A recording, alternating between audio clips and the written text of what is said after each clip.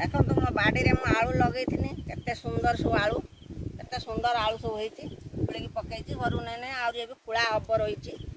ସବୁବେଳେ ସମସ୍ତେ କହିଲେ ଆଳୁ ଦର ବଢ଼ିଗଲା ଆଳୁ ମିଳୁନି ଆମେ କ'ଣ କହିମୁ ଖାଇମୁ କେମିତି ବଞ୍ଚିମୁ 50 ହେଇଗଲା 40 ହେଇଗଲା କାହିଁକି ଏ ପ୍ରକାର କହୁଛନ୍ତି।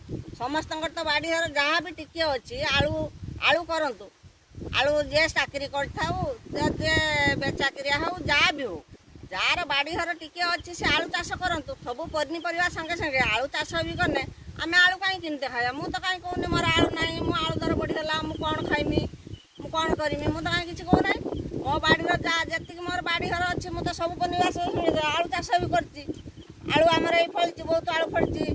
ଆଉ ସମସ୍ତେ ଚାଷ କରନ୍ତୁ ଆଳୁ ଚାଷ କରନ୍ତୁ।